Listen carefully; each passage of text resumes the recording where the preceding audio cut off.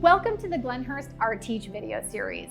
In this episode, Mohawk filmmaker and artist Shelley Niro talks about her work and life in the arts.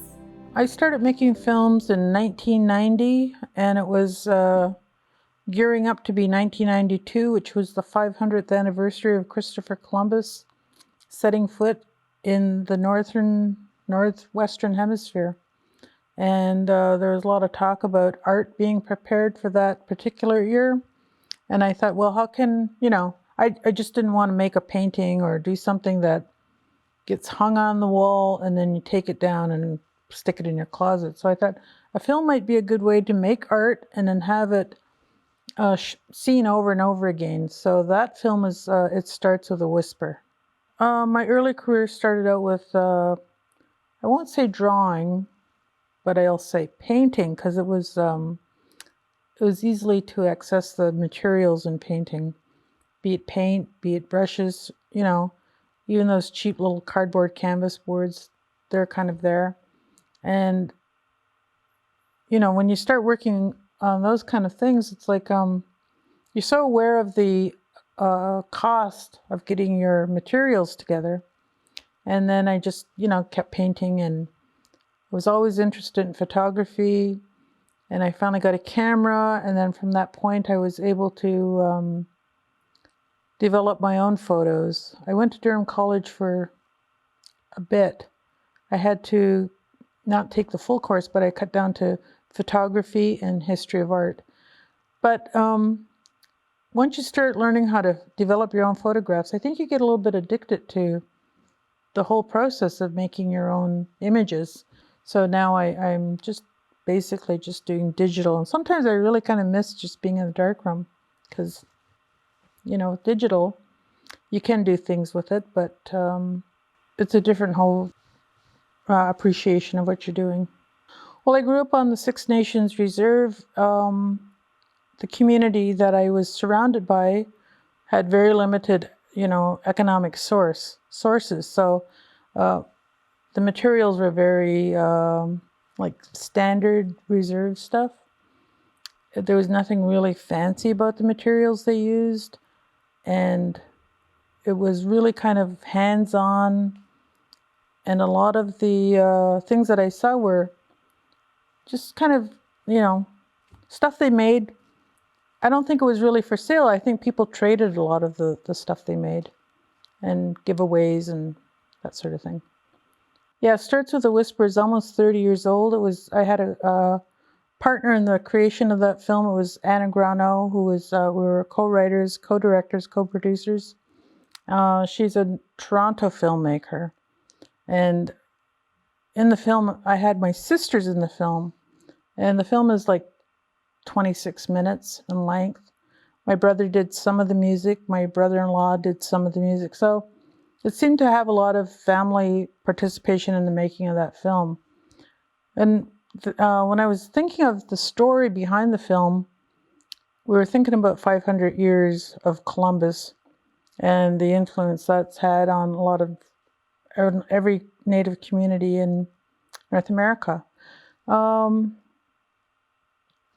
I wanted to contemporize. There's a character in that film named Shauna. And at the time, she's supposed to be like 19 or so, trying to figure out her life.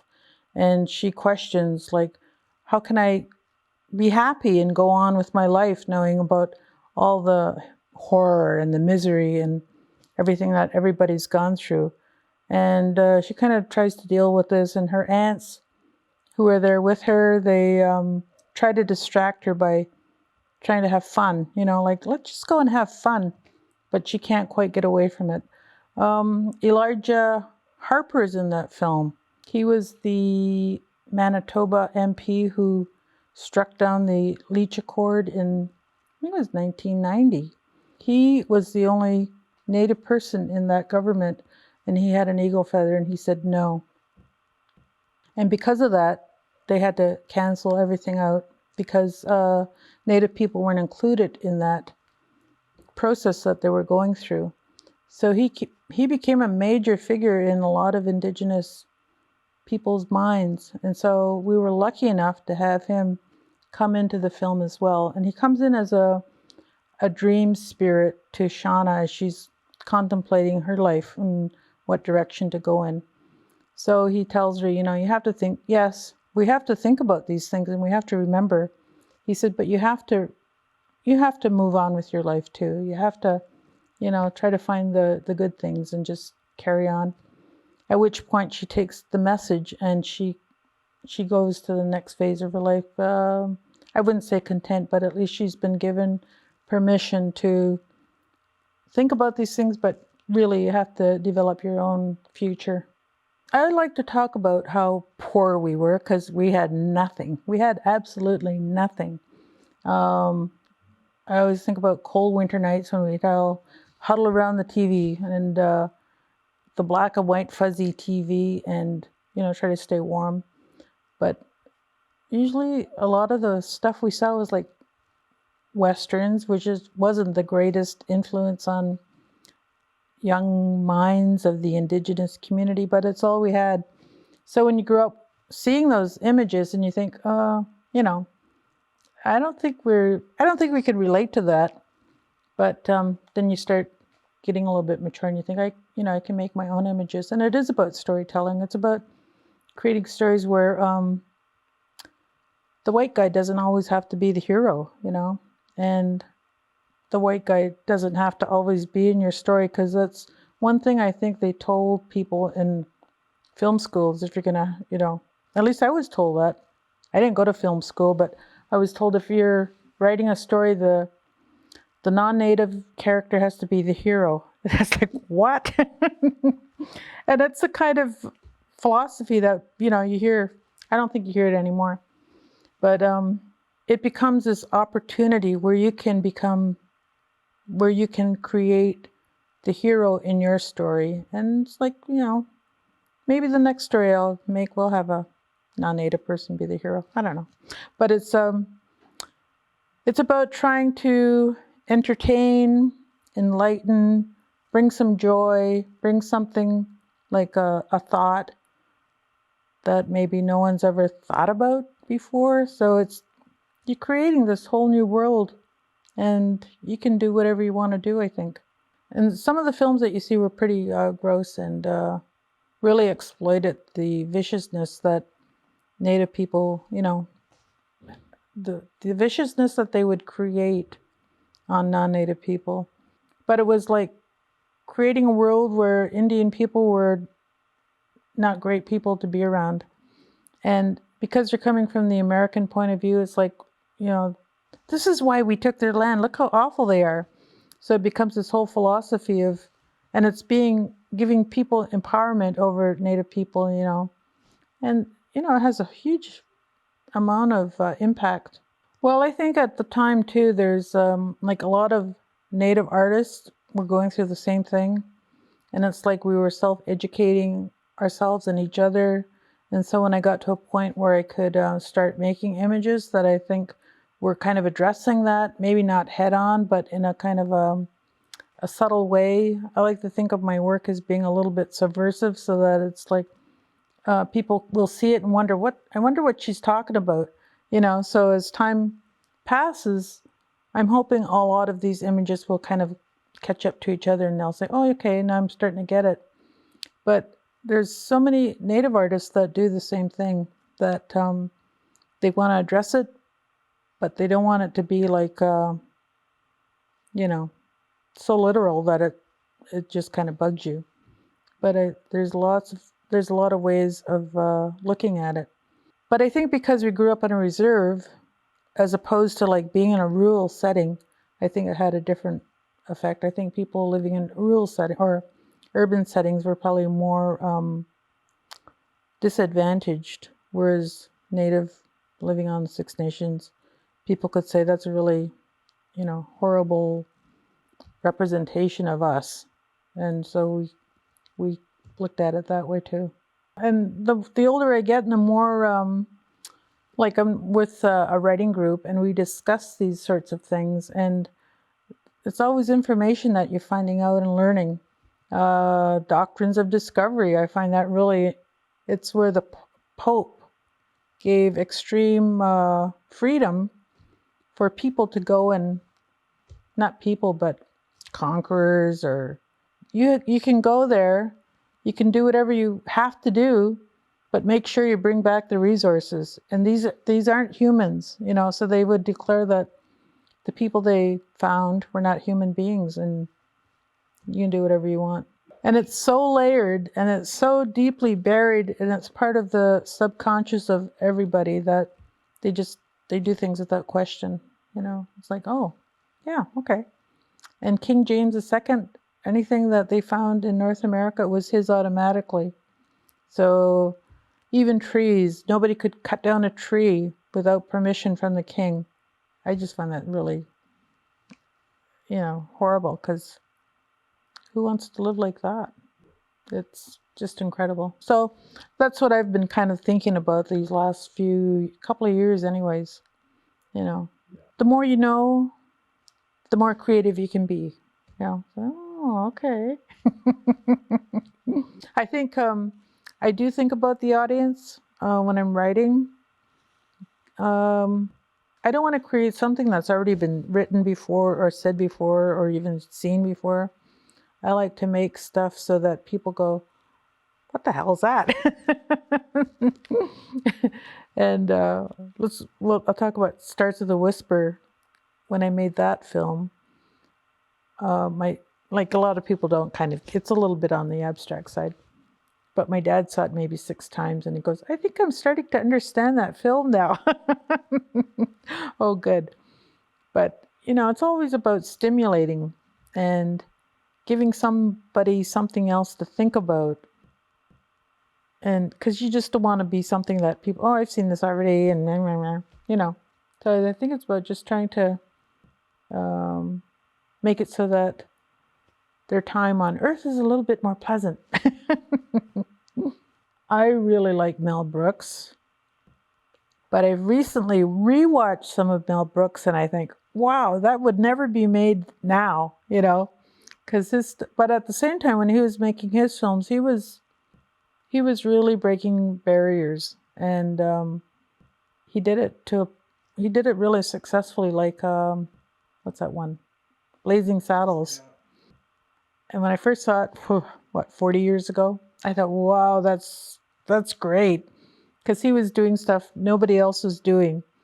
But you couldn't really watch it now with students, because it just wouldn't happen. It's, you know, he says stuff that you can't say. He's sexist. He's all those things. But there's such almost a pure quality in what he's trying to do that I so appreciate him. But he's always questioning like things like racism, classism, not sexism. But, you know, he was like using his art to break down those barriers. I really like humor. I like it. I like using humor. How can I say it? I try to bring it in whenever I can, but humor is a hard thing to incorporate, and because it feels kind of phony sometimes if you're just making up humor to be, you know, to be funny. So it's like I have to wait for those moments to come in and sort of breathe their way through the script. But I think it's really important to use humor. It's like medicine, you know, and if you can use humor, I always like to think that it finds me rather than me finding it. And yeah, it just little moments. I see film too as like sculpture. You're shaping your story, and you know, there's parts, I don't know if you've seen my last film, the incredible 25th Year of Mitzi Bearclaw, but to me, it's like you have to create this armature, and then you start adding on, and it's like, how do you want to direct your audience now? You know, so in that story, one of the characters is not well, and then the end of the film, he dies. But for me, it was important to show that there's tragedy in communities, and how do we get through that tragedy, you know? And so it's about a mother and a daughter And the mother is this residential school survivor who's really bitter, and she's a saboteur of her daughter who wants to become this hat designer of all things. And by the end of the film, she's kind of reconciled with herself that she is miserable, but she had such a soft spot for this person who passed away that by the time he passed away, then something in her changed, and she starts accepting her daughter the way she is. And it's, there's like parts where I put humor into that film too, because I think it's important you can't really make it so deep and dark and heavy that people are just going, oh my God, I don't want to sit through this for an hour and a half. But you have to constantly change the scenario so that people understand it, they're familiar with it, but then they, it gets a little bit lighter too. Well, historically, Iroquois people, Iroquois/Haudenosaunee people were orators. Say that they would traditionally have the ability to stand up in front of people and just talk and convince people, you have to listen to me because I'm going to tell you something. And I think the really skilled ones could really take advantage of that skill. So I think I'm not a great orator. I can't stand up in front of people and convince people to listen to me. But if anything, that's what filmmaking can do. You can, not that I'm trying to convince people, but you're giving people the opportunity to listen to what you have to say, and it better be damn good, or else people don't have to listen to you, So I just think that it's just continuing a tradition that has been in the culture for millennium. So it's just carrying on with tradition. I like to think of the story as a healing element, that there's things that people will have to go through in their life, but they will be not offered, but it's like, life goes on, and we are aware of the heaviness in life. And I don't know, I just wanted to create that, would it be a bubble? But, we can look after each other and continue as well. And I think too, it's a responsibility, because you're inviting people in. It's like, come here, I'm going to tell you a story. And then you have to start with once upon a time, and then hopefully they don't leave, because I always think about the cost of film too. It's gone through the whole process of having to get the funding. And once you got the funding, it's like you're so responsible for making as great a story as you can make. So, you just you want your audience to stay with you. So it's like, you asked about the audience, if I think about them. I do think about them, but you just have to make the story as original and layered that you can. You have to have a lot of patience. You have to really just say, okay, I'm done. And now I have to sit back and, wait. Thank goodness I have two great producers working on this film that I'm working on now. I'm working on a film called Cafe Daughter. It's based on a play written by Ken Williams. Ken Williams is a playwright from Alberta. So he wrote a play called Cafe Daughter. It's based on the life of Lillian Dick, who is a senator in the government. Her father's Chinese, her mother's Cree. And when she was young, her mother told her, don't let anybody know you're Indian, because racism against Indian people is, probably pretty horrible. But her mother dies when she's 10 years old. And so she grows up with this feeling like, I can't let anybody know that I'm an Indian person. She's almost a genius because she graduates from high school and she's 16 years old. And she's, got these great marks. So she becomes a medical doctor. And then she goes on and has her career as a doctor. And then she becomes a senator. The story that I'm working on starts when she's 9. goes to when she's 16 and then a little bit when she's 16 years of age. So it's that the formative years for her and how she gets through them.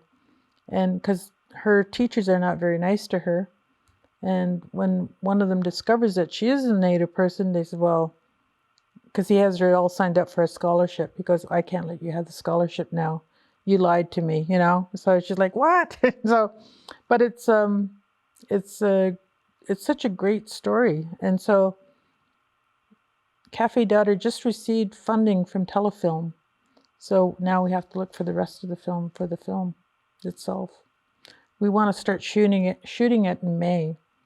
And we want to have a crew of Chinese and Indigenous people, which would probably be the first of its kind in Canada.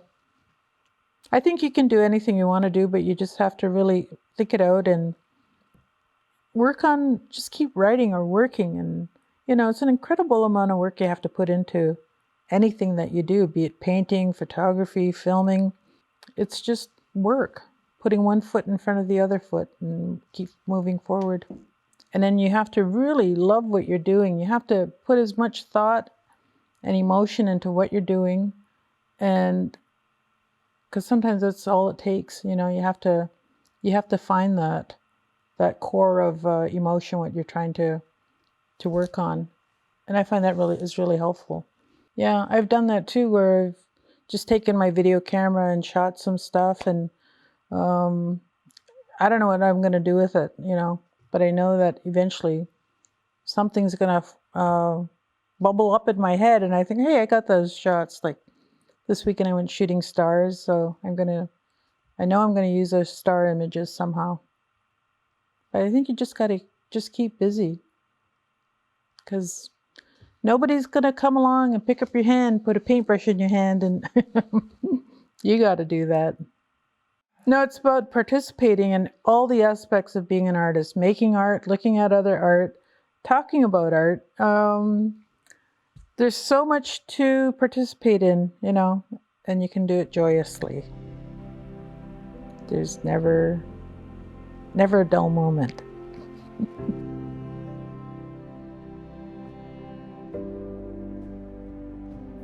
If you enjoyed this episode, please click the subscribe button below. Give us a like or visit our channel for more videos in the Glenhurst ArTeach series. You can also stay up to date with everything Glenhurst at glenhurst.ca.